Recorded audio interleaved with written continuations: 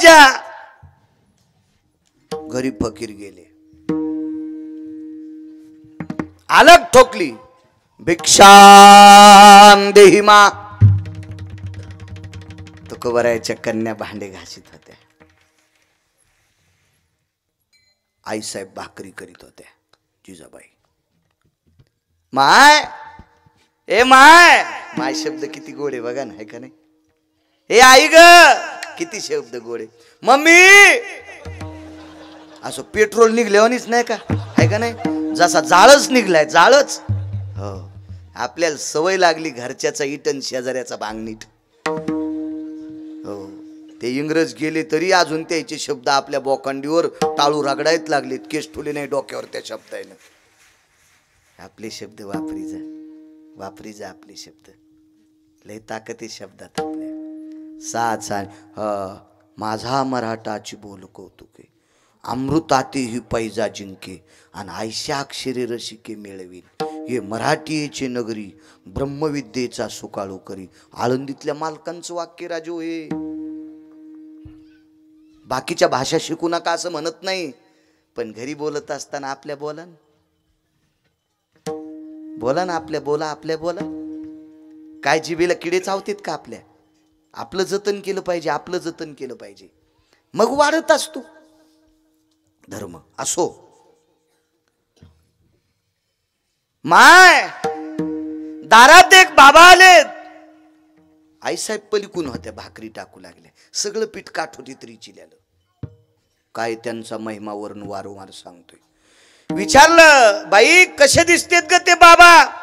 हिरव्या रंगाचं कपडा डोक्याला बांधलेला आहे, हिरवाच कपडा कमरेला गुंडाळलेला आहे, हातामध्ये कटूर आहे, एका हातात चिमटा आणि त्याच हातामध्ये मोराच्या पंखाची पेंडी आहे. बाईसाहेबांनी सांगितलं, बाई त्यांना फकीर बाबा म्हणतात. काय देते बाई? बाई एखादं पानग देऊ का? माय नको ग, पाणी टाकलेली वस्तू फकीराला देऊ नये, कोरडा शिदा द्यायचा आहे, आणि आपल्याकडं कोरडा शिदाच नाही. भांडे घासता घासता अंगाला हात पुसला, हात ओलसर होता. असं वाटलं गरिबीमुळे आई देत नसेल, म्हणून तुकोबारायच्या धर्मपत्नीची तेजस्वी कन्या, तुकोबारायची तेजस्वी कन्या, ह्या माऊलीनं पिठाच्या गाडग्यात हात घातला. पिठाच्या गाडग्यात हात घातला तर गाडग्यात काहीच नव्हतं, पण हाताला पीठ चिटकलतं, पांढरं पांढरं कण चिटकले. आणि तुळशी वृंदावनापाशी अनगडशा फकीर उभे होते. जिजाबाई आल्या, फकीर कदरून कदरून कदरून खाली बसलो. मांडी खाली चिमटा, मांडी खाली मोराच्या पंखाची पेंढी, मांडी घातली, पुढं कटोरं ठुलं, आणि तुकाराम महाराजाची वाट पाहत फकीर बसलो होतो. कारण फकीराला पक्क माहितो, जी मथारी बोलती का ती खोटं बोलत नाही. त्या मथारीनं सांगितलं तुकाराम महाराजाच्या घरी तो कटोरं भरून मिळालं. आणि मग चिमुकल्या कन्या आल्या तुकोबारायच्या आणि हात जोडले. फकीर बाबा, आवाज, फकीर बाबा, माझे बाबा घरी नाही आहेत. फकीर बाबा, आमच्या घरी तुम्हाला देण्यासारखं काही नाही. फकीर बाबा, टोपल्यामध्ये 2-4 पानगे आहेत, पण पाणी टाकून केलेली पानगे आहेत, आणि पाणी टाकलेली वस्तू तुम्हाला देत नसतात असं आमच्या आई म्हणतात. फकीर बाबा, फकीर बाबा, माझे बाबा असते तर तुम्हाला रिकाम्या हाताने जाऊ दिलं नसतं. फकीर बाबा, फकीर बाबा, एवढ्या वेळेस माफ करा, तुम्हाला देण्यासाठी आमच्याकडे काही नाही. फकीर बाबा, खळा खळा डोळ्यातून पाणी आलं आणि हात जोडले.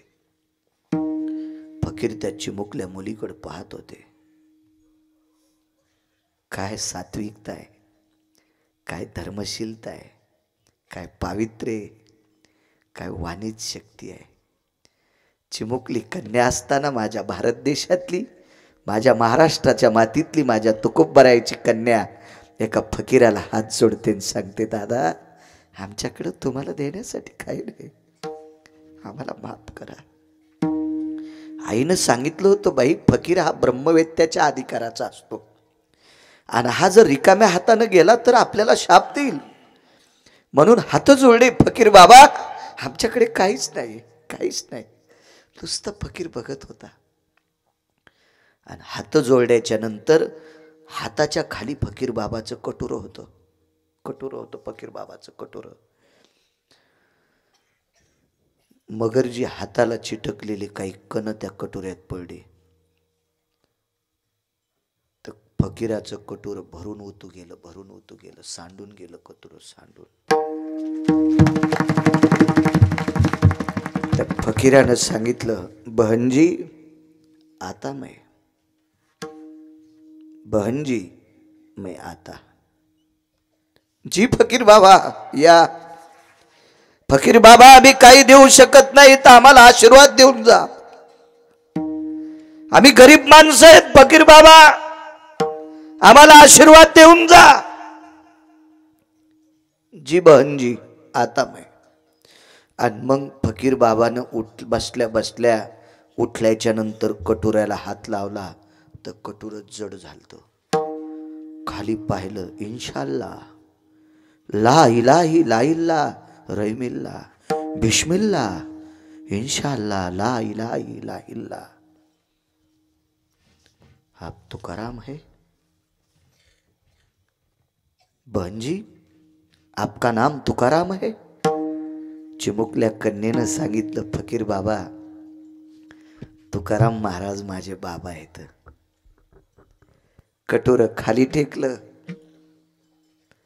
हातात मोराच्या पंखाची पेंडी घेतली आणि तुकोबरायच्या चिमुकल्या मुलीचे पाय फकीर मोराच्या पेंडीनं झाडीत होता.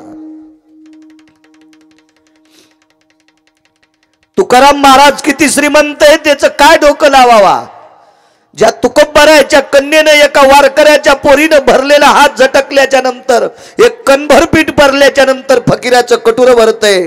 हजारो क्विंटल टाकल्याच्या नंतर भरत नाही, पण एका वारकऱ्याच्या पोरीनं कणभर पीठ टाकल्याच्या नंतर भरतंय. ही त्यांच्या मुलीत ताकद आहे. त्या तुकोबरायचा अधिकार किती मोठा असेल. म्हणून माझे निळोबराय म्हणतात, काय त्यांचा महिमावर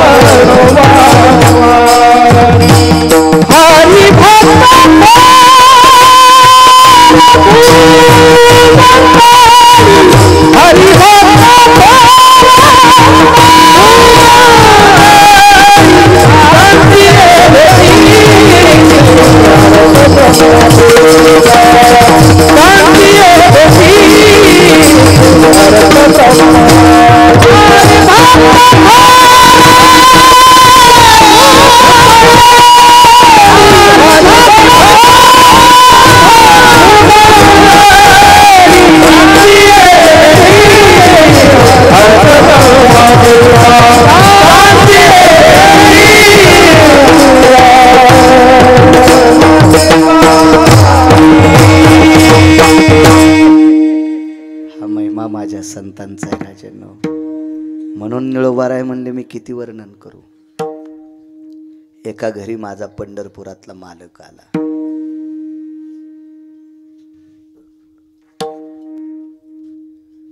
सोबत एक दोन होते, गरुडाला सोबत घेतला असेल,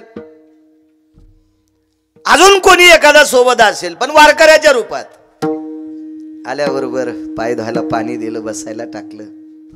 आपल्याकडे आदर आतिथ्य करण्याची पद्धत आहे. पाय धुवा, बसायला टाकणे. पाणी दिलं, दूध घेता का, सगळं काही विचारलं. आणि मग विचारलं, महाराज 9:30 वाजलीत पहाटेची,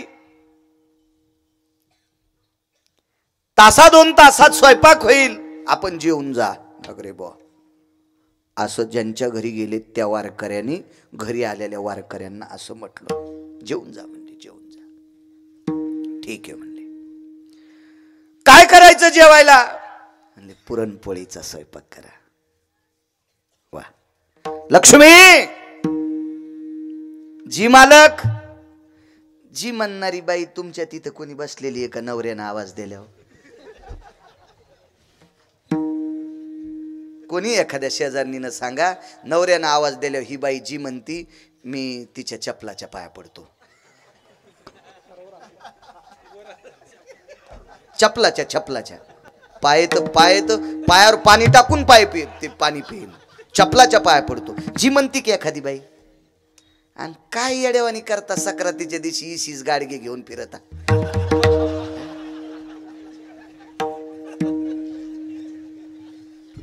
किती महाराज मेल्यावर सुधरत आणि तुम्ही पहिली गोळी मला घाला. जी बाई नवऱ्याचा आदर करते ती बाई माझ्या विटेवरच्या मालकाला आवडती. जी बाई आपल्या नवऱ्याचा आदर करते ती बाई माझ्या काशीतल्या मालकाला आवडती. जी बाई आपल्या नवऱ्याचा आदर करते ती माझ्या संतांना बाई आवडती. नवऱ्याचा आदर करीत नाही, महाराजाला काजून बदाम टाकून दूध देते. हो, ही बाई ज्या गावात आहे त्या गावात पाऊस कमी पडतो.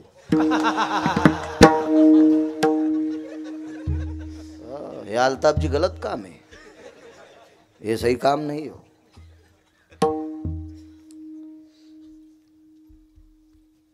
लय मोठा परमार्थ माझ्या माईंनो, आपल्या पतीला देव मानायचं, दुसरा परमार्थच नाही कुठला, काही नाही. नवऱ्याला ओस करीती, लवंगा उपास धरीती, खारकाव बुधवार, हो लवंगाव मंगळवार. हे उपासन तापासन कुठं देव भेटत असतो त्यानं. आणि त्यातली त्यात आपल्याकडे उपास फक्त 29च सांगितले आणि 1 सोमवार सांगितला. 1 उपास सोडीनं तुम्ही 1. माझ्या माईंनो, माणसं व्यसनी आहेत तरी कमी आजारी पडायलेत, तुम्ही व्यसन करीत नाही तरी जास्त आजारी पडता. याचं एकमेव कारण आहे, माझ्या ज्ञानोबाराय तुकोबारायने जे उपास सांगितले नाही ते तुम्ही धरतात. करायचे नाही ते उपास. हा, ज्ञानोबाराय तुकोबाराय सांगतील ते उपास करा. माणसाला विलय काहीला उपास धरायचा ना. आमच्या इथे एक जण 9 दिवस साबुदाणा खात होता. धर बापा उपास जगदंबेचा, त्याबद्दल दुमत नाही. आदिशक्ती ती जगदंबा माता, तिच्या विरोधात मी कसा बोलन, काय बाळ्याची टप्पर आहे. पण 9 दिवस उपास धरीतून दसरा झाला की घोरपडी धरीतू. भडव्या, देवी येडी होई रे तुला पावायला. हा, तिनं रावणाचा भोगा केलाय तर तुला आपटू हाणायला तिला काय कमी ताकद आहे वे? नाटक करू तू आपला, बाजावर बसत नाही, गादीवर बसत नाही. 9 दिवस साबुदाणा खातून दसरा झाला की याच्या त्याच्या पवळी इचकी तू. याच्या उसात वाघोर लाव, त्याच्या उसात वाघोर लाव. यमास आवळीन तो या गळ्याला, चिरपीर पण नाही करता याचं. नाटका परमार्थ देवाला नाही आवडत. चला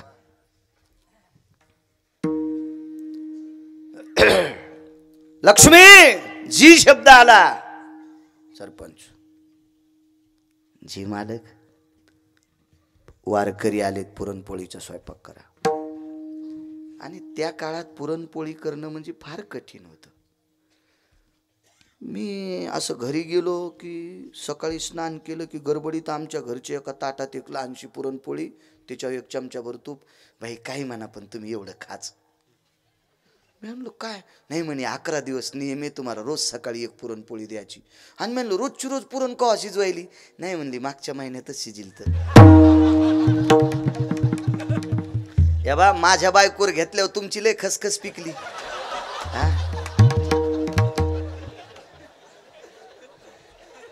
इतकी येडी होय मी. अरे तुम्हाला राग येईन म्हणून मी तिच्यावर घेतलं, तुमचं पिळायलोय हे ध्यानात ठेवा.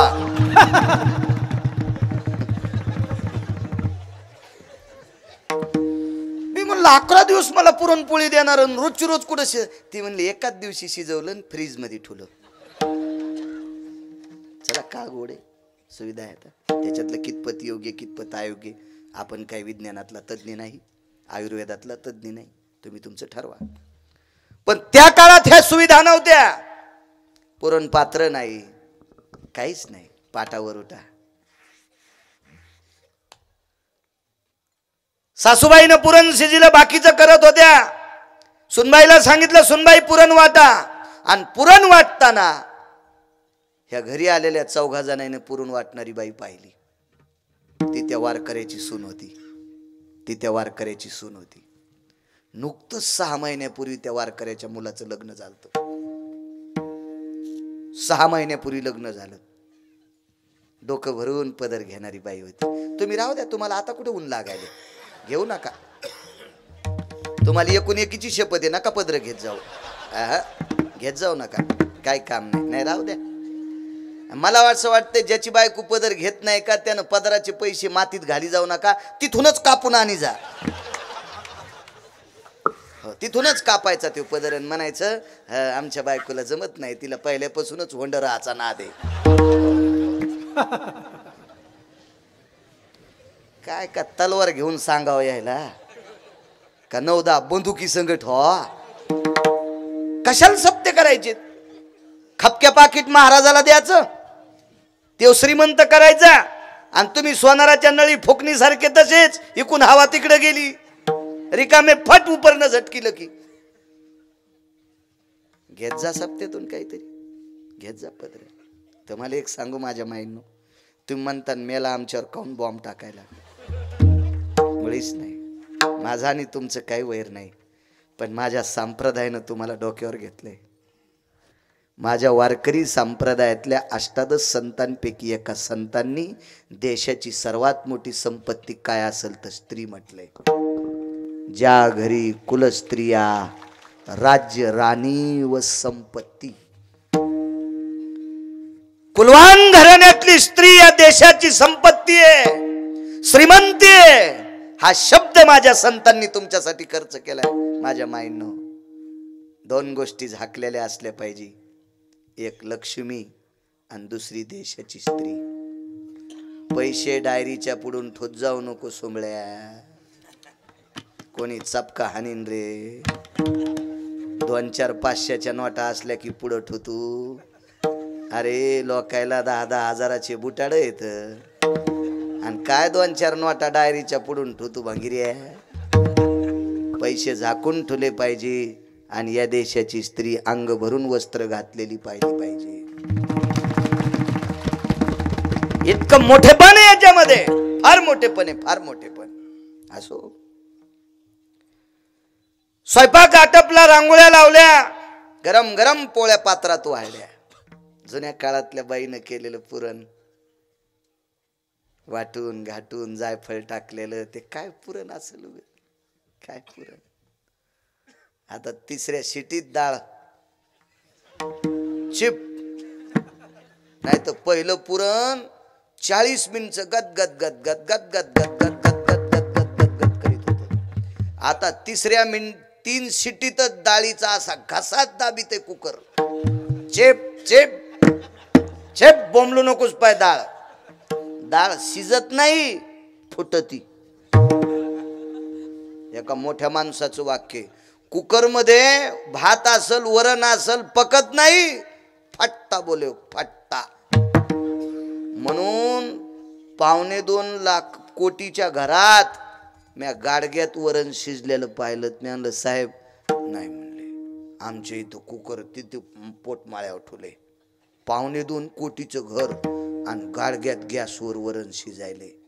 हो, गाडग्यात 87 लाखाची गाडी त्याची, खापराची बिस्लरी त्या गाडीत.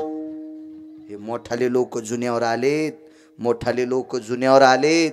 जरा तासात राहा सज्जनांनो, तासात राहा. काळ फार बिकट आलाय. कालच्या 2.5 वर्षाच्या काळात कोरोनाच्या महामारीनं आपल्याला सावध केलंय. मागच्या निसर्गावर मात करू नका. निसर्गाला आपलंसं म्हणा. त्या निसर्गाला आपलंसं म्हणा. आपलं खाची सवय ठेवा. ज्या त्या काळात ज्या त्या भाज्या येत्याल, तांदूळ कुंदऱ्याची भाजी असेल, घोळाची भाजी असेल, फांदाची भाजी असेल, काय काय हे जुनी पदार्थ, काय काय चविष्ट. हे मुंबईतल्या लोकांना भेटत नाही. करड्याची भाजी तेन. हो, भेटत असेल तर का उपटिलेली. नशिबवान आहेत आपण, नशिबवान. आपण रोगावर मात करू शकतो. आपलं खाचं शिका. डबात नेत नाही. 3 महिन्यापूर्वी शिजलेले आलू डबोरोटीत कोचलेले तिथं खातू. चांगलं पाळलेलं कुत्र आहेस तू. आणि पप्याच्या माईनं मस्त पहाट पहाट गरम चपाती टाकली. राहू दे म्हणला, राहू दे. आणि ते काय ताजे शिजित का ते आलू. आणि का होते शिजीनं ते खट्यात शिजून ठेवते. मोठ्या डीप फ्रीज मध्ये ठेवलेले ते आलू. महिना आपण खायचे. कायच वडापाव खायचे. वा वा वा. म्हणून मुरदुंगाव आणि ढेऱ्या झाल्या. काही दिवसाला आपल्याला शाळेमध्ये टेबल घ्यायचं काम नाही. ढेरीवच वही टेकायची लिहायची.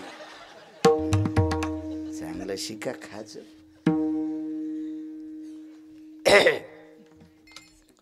लावली ताट, पण ताट लावत असताना 4घापैकी 1 जण म्हणला जेवायला दक्षिणा पाहिजे.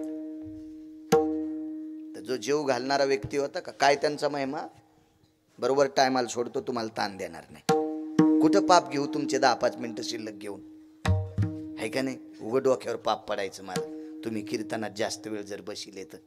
आहे का नाही. वाट्यावर बस जाईच की. जेवलास का रे. काय भाजी होती. 3-3 वाजूस तर त्याला चॅटिंग करायला. आणि तो पहाट सकाळी पाणी नेत नाही.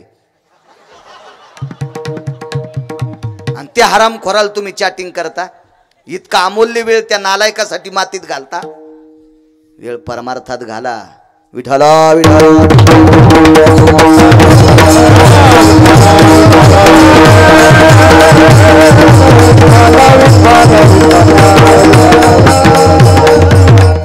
मला दक्षिणा पाहिजे. आजही कुठं कुठं जेवायला बसलं की बाबाजी पात्राच्या खाली दक्षिणा लावायची पद्धत आहे. लावते पात्राच्या खाली दक्षिणा लावायची पद्धत. त्या यजमानानं सांगितलं काय देऊ. ते म्हणले जेवण झाल्यावर मागतो. तर मगरजी जीव घालणाऱ्या व्यक्तीला वाटलं मागून मागून काय मागेल. तशा सस्ताईला 4-2 रुपये. 50 वर्षापूर्वीची गोष्ट आहे ती. काय मागणार आहे म्हणे आपल्याला. जेवू घातलं. जेवण झाल्याच्या नंतर ते निघाले. मग निघल्यावर लक्षात आलं का हो म्हणे ती दक्षिणा राहिली द्यायची. काय पाहिजे दक्षिणेत. पुरण वाटणारी बाई पाहिजे. जिने पुरण वाटलंय का ती बाई पाहिजे. ती त्या वारकऱ्याची सून होती. ती त्या वारकऱ्याची सून होती. 6 महिन्यापूर्वी मुलाचं लग्न झालं. कशी सून दान करायची.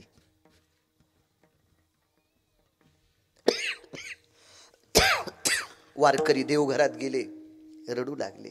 देवा आतापर्यंत इच्छा भोजन जेवू घातलं, पण असा हटयोगी भेटलात नाही.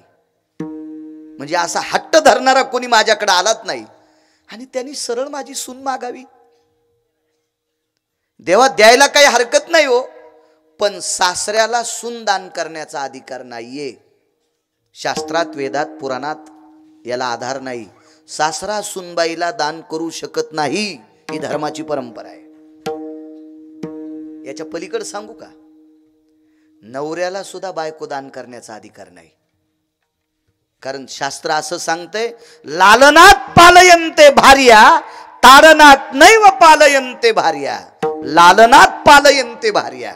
पत्नीचं पालन हे लालनात करायचंय, ताडनात नाही.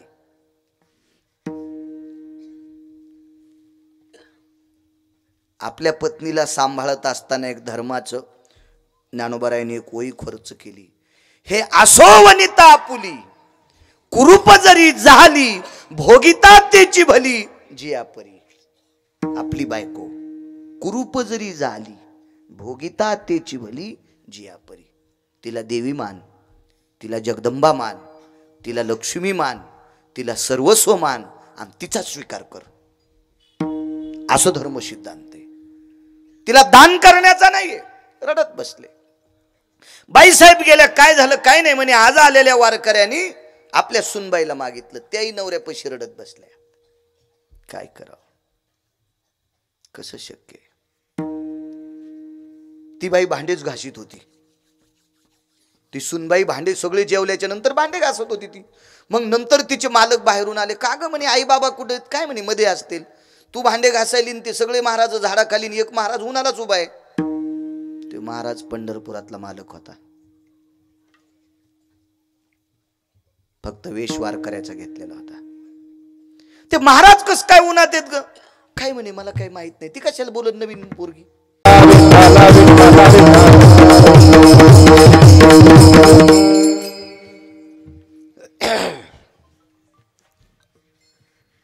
महालक्ष्मी मातेचं मंदिर त्या गावाला. त्या गावात 50-60 वर्षापूर्वी एक प्रथा होती. तिथं रेड्या कापित होते. रेड्या. म्हशीचं मोठं पोरग 6-7 क्विंटलाचं कापायचे. एक नाही सदानंदजी, 2-4 कापित होते. काय माणसं असते लोक त्या काळातले. परिसरातले माणसं लिंबन कांदे घेऊन जात होते. लिंबून कांदा खिशातच न्यायचे परिसरातली माणसं. लक्ष्मी आईचं मंदिरन 4-5 रेडे कापित होते. 60-62 वर्षापूर्वी, 70 वर्षापूर्वी सद्गुरु नामनिष्ठ मुक्त कैवल्य सद्गुरु भगवान बाबा त्या गावात गेले आणि हात जोडले. अरे तुम्ही माणसं आहेत रे. हे तुम्ही माणसं आहेत रे राजे. हो तुम्ही माणसं आहेत. अरे माणसांनी माणसासारखं वागा रे. अरे वाघाशिवासारखं करू नका रे. एका शब्दात बळीची पद्धत बंद झाली. आणि रेड्या कापायच्या, हाल्या कापायच्या तिथीला सप्ताह उभा झाला. अजून सप्ताह कायमचा सुरू आहे. कायमचा सांगा. माणसाईनं सांगितले ऐकले असते का लोक. नाहीत ऐकू शकत. नाहीत ऐकू शकत. किती बोंबलू द्या माणसं ऐकली नसती. पण एका संतांच्या मुखारविंदात पटून पडलेलं वाक्य वाचा सिद्धी पावाल आज्ञापक व्हाल. तात्काळ तो त्या परिसरातल्या लोकांनी तो प्रमाण मानलं आणि ती निषेध प्रक्रिया बंद केली. ही ताकद या संतांची. काय त्यांचा महिमा वर्णवा. काय त्यांचा महिमा वर्णवा. हरे भक्त थोर भूमंत. हरे भक्त थोर भूमंत. काय त्यांचा महिमा वर्णवारुवार. काय त्यांचा महिमा वर्णवारुवार. काय त्यांचा महिमा वर्णवारुवार.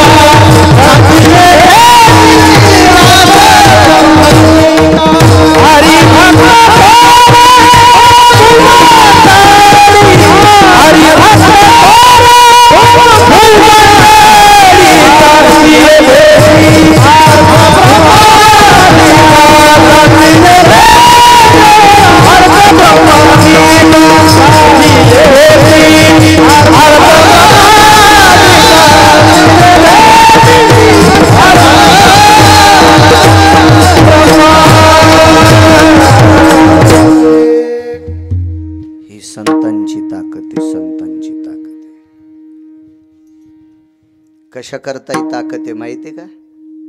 काम जाळला यांनी, वासना जाळली, वासना पेटून टेकली, पेटून दिली, पेटून दिली. एवढी मोठी ताकद.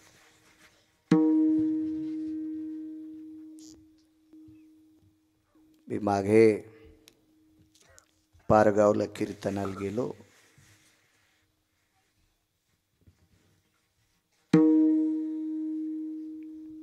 तिथे एक प्रसंग ऐकला भाऊंचा.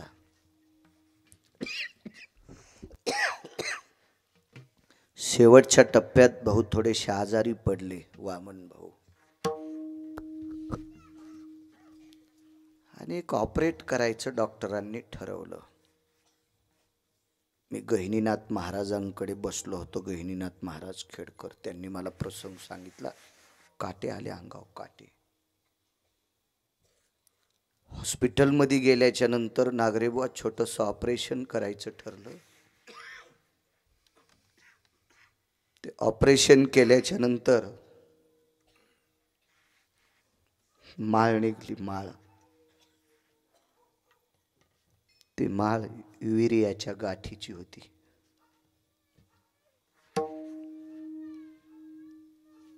इतकी वासना जाळून टाकली, इतकी वासना जाळून टाकली, इतकी वासना जाळली की टप्पर नाही झाली बाहेर निघायची. त्याच्या आत गाठी तयार झाल्या, आत पोटात मांडीत गाठी तयार झाल्या. इतकी वासनेवर ज्यांची पकड होती, पकड, मारुती रायाचा जशी अवस्था तशा अवस्थेत जीवन जगलेली ही संत आहे. म्हणून काय त्यांचा महिमा वर्ण वारंवार. काय संतांची व्याप्ती आहे, कल्पना करा. अनगडशाह नावाचे फकीर होते आलतापजी. अनगडशाह नावाचे फकीर होते. तो फकीर म्हणजे असा सामान्य फकीर नाही. तो फकीर म्हणजे शुक याज्ञवल्क दत्त कपिल मुनी हरीशी जानोनी हरी झाले. शुकाचार्यांच्या बरोबरीचा, दत्तात्रयांच्या बरोबरीचा, कपिलांच्या बरोबरीचा, याज्ञवल्क्यांच्या बरोबरीचा तो फकीर होता. सामान्य नाही. ते काय असा धुपन का आणणारा थोडाच होता. ते फकीर फकीर होता. हिरव्या रंगाची कफनी डोक्याला बांधलेली, हिरव्या रंगाची लुंगी घातलेली, हातामध्ये मोराच्या पंखाची पेंढीने एक चिमटा होता. त्या फकीराचं नाव होतं अनगडशाह नावाचा फकीर. भजन करायचा. ला इलाहा इल्लल्लाह, ला इलाहा इल्लल्लाह, ला इलाहा इल्लल्लाह, ला इलाहा इल्लल्लाह. भजन करायचा तो फकीर त्यांच्या देवाचं. पण त्या फकीराला एका म्हातारीनं बऱ्याच दिवस भिक्षा दिली. फकीर हा शुद्ध व्यक्ती असतो, वारकरी हा शुद्ध व्यक्ती असतो. पण आता वारकऱ्याचं सोंग घेऊन कोणी कसे वागायलेत, आणि तरी त्या भडव्याला तुम्ही मानता तुमच्या घराला कुपाटी लागन. तुम्ही याला बी टाळ्याच वाजवायले.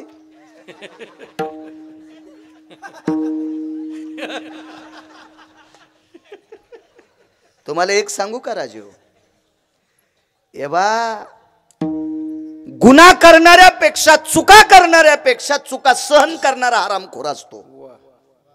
चुका सहन करणारा भडवा असतो. लक्षात ठेवा. तो धर्मासाठी घातक असतो, तो आपल्या कार्यासाठी घातक असतो. चुका करणाऱ्याला प्राधान्य द्यायचं नाही. किती बी विद्वान गायक असू द्या, जर तो दारू पित असेल आणि तुम्ही त्याला बोलून पैसे देत असाल तर बरोबर तुमचे लेकर सुद्धा दारू पिणार. कीर्तनाच्या स्टेजवरून सांगायलो. कारण ज्ञानोबाराय तुकोबाराय तुम्हाला मानणार नाहीत, मानणार नाहीत, तुम्हाला मानणार नाहीत. अरे या संप्रदायात का तुम्ही अशा लोकांना प्राधान्य देता? देऊ नका. मानणार नाहीत ज्ञानोबाराय तुकोबाराय. मी मगाशी बैठकीत बोलून गेलो सदानंदजी तुम्हाला.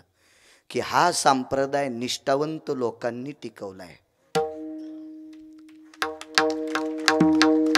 काल परवाच्या 5-50 लाखाच्या टपराच्या गाडीत बसणाऱ्याने नाही टिकवला. हा संप्रदाय महिन्याची वारी करणाऱ्यानं टिकवलाय. असे काही निष्ठावंत वारकरी आहेत. एका एकादशीला आळंदीला, एका एकादशीला पंढरपूरला, दुसऱ्या एकादशीला आळंदीला, त्याच्या पुढच्या एकादशीला पंढरपूरला. अहोरात्र चालत येतो, अहोरात्र चालत येतो. ह्या निष्ठेनं परमार्थ करणाऱ्या निष्ठावंत वारकऱ्यांमुळं हा संप्रदाय टिकलाय. हा संप्रदाय टिकलाय. भंगाऱ्या भोंगाऱ्यांना बोकांडीवर घेता, पाप लागन तुम्हाला, पाप लागन. तुम्हाला एक सांगू, एका गावात गेलो सदानंदजी मी, तिथला एक माणूस म्हणला झकास कीर्तन करा. म्हणलं तुझ्या बायकोची साडी नेसून नाचतो बाडव्या. झकास म्हणते कीर्तनात काय अपेक्षा ठेवायला पाहिजे? या स्टेजवर कीर्तन सांग, कीर्तन सांग, होय अंग हरिरूप. अरे या भारतामध्ये खूप स्टेज आहेत. त्या स्टेजवर तुम्ही वाईट पाहण्यासाठी तुम्हाला स्टेज आहेत. पण एकच विनंती करतो, तुमच्या बुटासकट पाया पडतो, कीर्तनाच्या, भागवताच्या, रामायणाच्या, प्रवचनाच्या स्टेजवर फक्त संप्रदाय बघा, फक्त संप्रदाय बघा. बाकीचं बघू नका रे, बघू नका, बघू नका. माझी लायकी नाही तुम्हाला सांगण्याची, पण बशिलं म्हणून सांगतोय. उभं केलंय तुम्ही मला म्हणून सांगतोय. लय लय कष्ट घेतले मागच्या लोकांनी. परवाला एका गावी गेलो, 59 वर्षापासून सप्ताह सुरू आहे. बाबांच्या पुण्यतिथीचा. 59 वर्षापूर्वी काय असेल सांगा बरं? होत्या का चपात्या खायला? असेल का नुकती? असेल का शिरा? असेल का बासुंदी? असतील का गुलाबजामुन? बाजऱ्याच्या कण्यान आमटीवर सप्ते केले हो. त्या लोकांना माना. त्या लोकांच्या किमतीमुळं त्यांनी परमार्थ टिकवलाय. म्हणून आमच्यासारख्या भंगिऱ्याला कीर्तन करायला भेटलेत. त्यांनी टिकवलाय. तुम्हाला सांगतो या टिकलेवाल्याला, तुमच्या सासू सासऱ्यांनी 72च्या दुष्काळात मिलू खाल्ले, आंबाड्या खाल्ल्या, बरबडे खाल्ले, कण्या खाल्ल्या, आंबील खाल्ली, झाडाच्या पाला पिळून खाल्ला, पाला शिजून खाल्ला, पाला. आणि तुम्हाला जमिनी टिकून ठेवल्यात. म्हणून सासू सासऱ्याला जीव लाईजा टिकल्यावाल्या होत. तुमच्या सासून सासऱ्यानं 72च्या दुष्काळाला जमीन विकून जर गोव्याला गेले असते मजा मारायला, तर तुम्हाला नाशिकला इटा उचलायला जावं लागलं असतं, इटा. म्हणून सुनायला सांगतो, सासू सासऱ्याची सेवा करा. झोपीत भिताडा अंगाव पडन, झोपीत झोपीत झोपीत मरून जाशीन. दोरके, वचे, अंतिके, चतुरे, मंजुळे, चुरा होईन तू आज चुरा, भोगा होईन भोगा.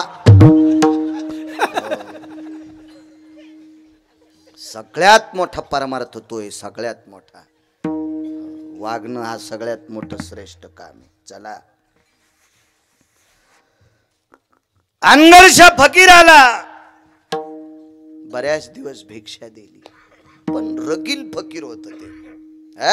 मस्तीतलं फकीर होत ते, महिमेतलं फकीर आहे. त्या मथारीने विचारलं, ए फकीर्या, ती मथारी का साधी असेल का हो? फकीर तिच्या हातचं जेवत होता म्हणल्यावर. ते 3 टाइम नॅच करणार फकीर होत. हे ते कोणाच्या घरचं खात नव्हतं. आणि ते फकीर त्या माथारीच्या हातची भाकरी खायचं. ती माथारी निष्ठावंत तुकोबारायची श्रोता होती. परिसरात तुकोबारायचं कीर्तन असलं की ती ऐकायला जायची. इतकी सात्विक माथारी होती. काय त्यांचा महिमा वरून वारंवार सांगतोय.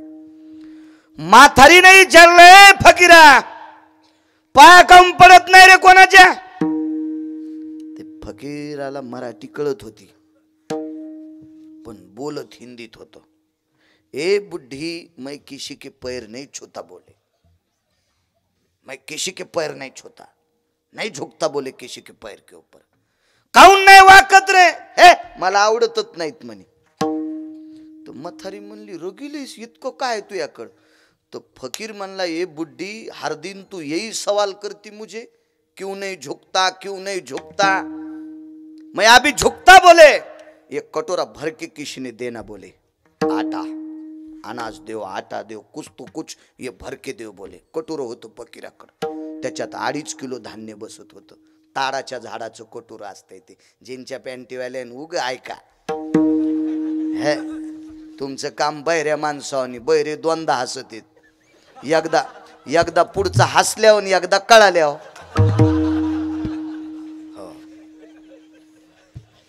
काय माहिती जुनं इचकी जाणं, खपक्या मोबाईल आहेत भिताडासारखे तुम्हाला.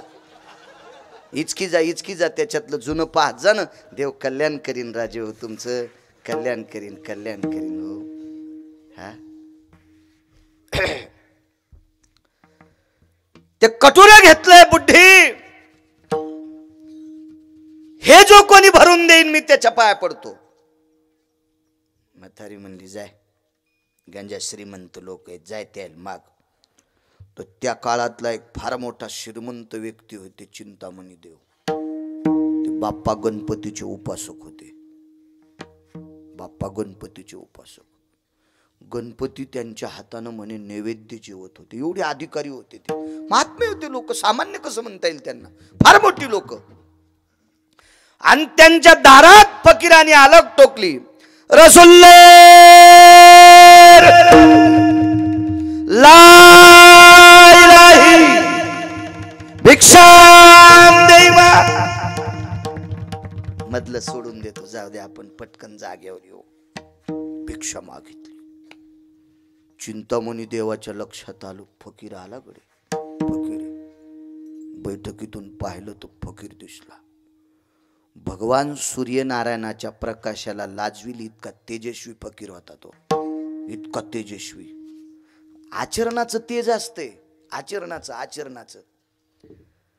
900 एकरवाल्याचा फोटो एकीकून लावा आणि संतांचा फोटो एकीकून लावा, मान कोणा पुढे वाकती? याचं आचरणच धड नाही ना, म्हणून त्याच्या फोटोकडे मान वाकत नाही ना. आचरणच धड नाही, कोणाचे उधार आणलेले देतच नाही. असंच आणू 900ची 1100 केली. आणि काय त्याच्या पुढे मान वाकन? मान वाकण्यासाठी कापशबो आचरण लागते, आचरण. फकीर आचरणशील होता. सुनबाई, फकीराला कटोरा भरून द्या. सुपात देत होत्या पहिल्या मावल्या माझ्या, सुपात देत होत्या, सुपात. आता मी तुम्हाला दोष देणार नाही, कारण मागणारे लोक सात्विक होते नो. मागणारी सुद्धा माणसं दर्जायुक्त होती, शुद्ध अंतकरणाची होती. आता काय मागताना गोड वागतून तेच ऐकलं की तिसराच कार्यक्रम करतो. म्हणून जेव कोणाला घाली जा माझ्या माईंनो, पण पैसे कोणाला देत जाऊ नका, पाया पडतो तुमच्या. कारण पैसे चुकीच्या माणसाला जर गेले की त्याचं पाप तुमच्या संसारावर पडत असते, तुमच्या संसारावर. म्हणून माझ्या 18 मालकांपैकी एका मालकाचा पुरावा आहे, सर्वाभूती द्यावे अन्न आणि द्रव्य पात्र विचारून. पैसे मात्र त्याची सगळी बायोडाटा कुंडली काढूनच त्याला दिले पाहिजे. हो, नाही तर सोंग घेतलं साधूचं, पैसे दिले आणि त्यानं ती घरी जाऊन एखादी रंगारंगाचं पाणी जर पेलं आणि लेकरा बाळाला जर मारलं तर पैसे देणाराच्या बोकांडीवर पाप पडत असते. म्हणून पैसे कोणाला नाही द्यायचे, लायक संपन्न माणसाला देत जा. हो, कोणाला नका देत जाऊ. आपले पैसे वायफट ठिकाणी गेले नाही पाहिजे. असो, भरून द्या म्हणले कटोर. बोऱ्या भरलेल्या होत्या. एका कोपऱ्यात रास पडलेली होती गव्हाची. आंबर फुल झालते.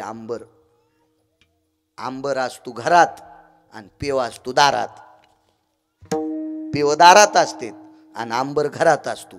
आंबर घर बांधतानाच खालच्या मजल्यात त्याच्यासाठी एक हाऊत करून वरी छत टाकून त्याला एक चौकट करून त्याला दरुजा करून बरोबर त्याच्यात त्याला आंबर म्हणायचं आणि बाहेर मानी करून खाणल्या जातो त्याला पेव म्हणायचं. आंबरही भरलेली होती. कोपऱ्यातल्या बोऱ्यामध्ये त्या पोतड्यामध्ये पोतं घातलं आणि 3-4 किलो गहू घेतले त्याच्यात. कटोऱ्यात बसत होते 2.5 किलो. 4 किलो गहू त्या याच्यात घेतले, पण फकीराच्या कटोऱ्यात टाकले की इतकेच होत. ती बाई म्हणली, बाई म्या गहू नसतीन घेतले का काय ग जास्त? आवाज मोठा करा. मी तर भरून घेतलं होतं सूप, मला कळालंच नसन. तिनं पुन्हा एकदा, आता पोत्यात नाही बुडिलं, कोपऱ्यात रास पडली होती, ती रासच त्याच्यातच सूप घातलं आणि 5-6 किलो गहू घेतले, तितके टाकले, चमच्याभरच होऊ लागले. आणि सासऱ्यानं सांगितलं कटोरं भरून दे, म्हणून तिनं 5-25 पोते गहू टाकले, तरी चमच्याभरच होऊ लागले. त्याला म्हणतात फकीर, ब्रह्मवेत्याच्या अधिकाराचा फकीर. गडी गुडी आणले, चट पोते टाकले, चट. मागून एक गडी लय शहाण होतं, ते म्हणला सगळं फकीराला द्यायला आपल्याला काय, आपल्याला महिन्याला चंदी लागतील, लय गडी हुशार. हो, तेव्हापासून काम करणार माणसं लय चतुर महाराज, लय हुशार, लय हुशार. आणि मग सांगितलं, मालक आंबर सगळे रिकामे झाले, बोरे रिकामे झाले, कोपऱ्यातल्या राशी टाकल्या, पण फकीराचं कटोरं नाही भरलं. चिंतामणी देव बाहेर आले आणि फकीराला वाकून प्रणाम केला. फकीरजी माफ करिए, मैं नहीं भर के दे सकता. तर फकीर म्हणला, वेळ काऊन घातला आतापर्यंत माझा वाया? 4 घंटे झालं मला उभं केलंय, कटोरं भरून देता येत नव्हतं तर कशाला उभं केलं? घ्या तुमचे गहू. फकीराच्या कटोऱ्यात टाकल्यावर छटाक भर आणि कटोरं खाली रिचिल्यावर दरुजा झाकला, एवढा ढिगल पडला गव्हाचा. वापस आलं फकीर तन तन तन तन करीत, हे बुड्ढी, इशिले किसी के पैर नहीं छूता बोले मैं. म्हातारी म्हणली, लय तन तन करू नकोस मेल्या, तो कटोरं भरून द्यायची ताकद तुकाराम महाराजाची आहे. आणि मग फकीर देहूला आले, अनगडशाह फकीर, अनगडशाह फकीर देहूला आले. आणि देहूला आल्याच्या नंतर विचारलं, तुकाराम महाराजांचं घर कुठे? ते वट्यावर बसलेले काही असतेत ना धसकटे, हे काय लय शहाणे थोडीच असते, ते इचके अवलादी, ते काय लय शिस्तीत असतात का? दुसऱ्याच्या खपल्या काढणार. हे मागच्या जन्मात कावळ्याच्या जन्माला होते भडवे. लय चाललो फकीर तिकडं, काय देईन काय माहिती, ते काय लक्षात येणार यायला? ज्याच्या गावाला गंगा त्याच्या गुडघ्याला सांगा, त्याला काय कळणार होता तुकोबरायचा महिमा, तुकोबराय काय होते. तर अख्खं गाव सोडून दिलं, फकीर चाललं म्हणे तुकाराम महाराजाचं घर कुठे, काय देणार आहेत ते तुकाराम महाराज. तुम्हाला काय माहिती चोंबळे होत त्या महात्म्याकडे काय आहे? तर तुम्हाला एक सांगू का, आपल्या भारतातल्या लोकायला खरा माणूस गेल्यावर कळतोय, अगोदर नाही कळत. ही आपल्या मातीत ताकदच ती काय काय अन्नात दोष काय माहित. ती माणसं गेल्यावर आपण त्याचे फोटो बितडावला येतो. ज्या महात्म्याच्या पुण्यतिथीचा सोहळा यायला काय कमी त्रास दिला असेल त्या काळात? भगवान बाबांना कमी त्रास दिला असेल? इतिहास पहा तुम्ही, बघा त्रास देणारी कोण होती? आपलीच होती ना. ज्ञानोबरायला त्रास देणारी आपली, तुकोबरायला त्रास देणारी आपली, पैठणच्या मालकांना त्रास देणारी आपली.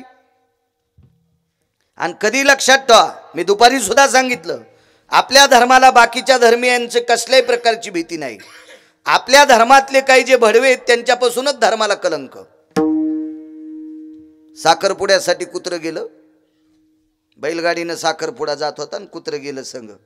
जाऊन कुत्र्यानं पण गेलं, लय नात कुत्र्याला गाड्या संग चालायचा.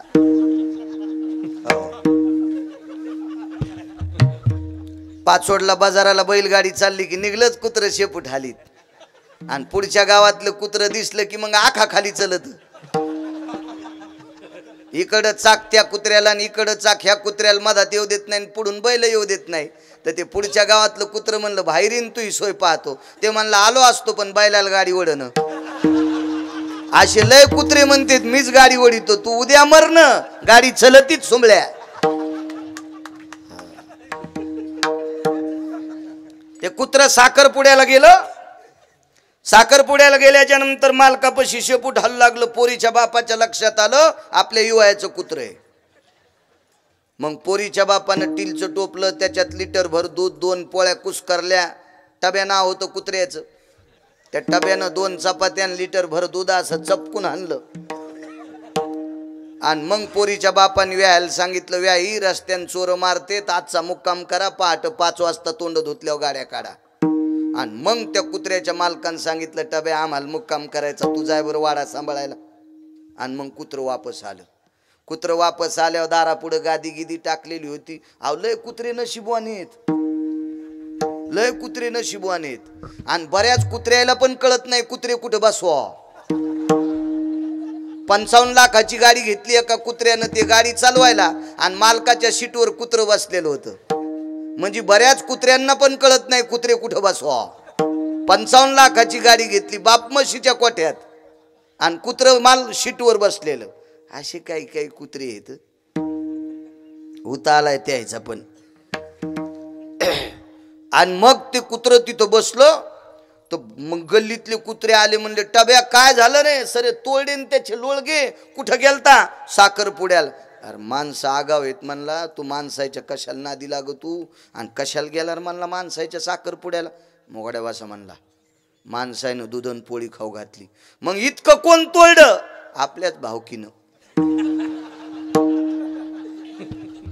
कुत्र वापस येताना त्याला कोण तोडलं माहितीये का? कुत्रे आहे नाच. धर्माला घातक आपलेच कुत्रे राहतील. यायला सावध करा. करणे पाखांड खंडन, हेची आम्हा करणे काम, बीज वाढवावे नाम. ह्या पाखंड्याचं खंडन करणं मत. आपल्यात जे काही चुका करणारी लोक हे शोधा, यांना सावध करा. चूक करू नको रे बाबा, चुक आहे, वागणं तुझं चुकीचं आहे, नको करू असं. हे लोक तुझ्या पाया पडतेत रे कीर्तन करा, तू तंबाखू खाऊ नको ना. मस्त भजन म्हणतो, चालू भजनात तंबाखू. घोंगडीला डाग पडे तुया तंबाखून सोंबळ्या. हा तर तू भजन ऐकणाऱ्याला कुठं कुठं डाग पडतील याचा मेळ तरी आहे का? विठाला विठाला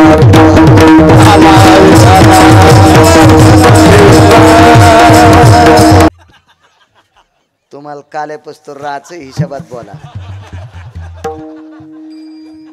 मग काय धपन आलता भाई आहे. तुम्ही गावाच्या विरोधात बोल नका. विठाला विठाला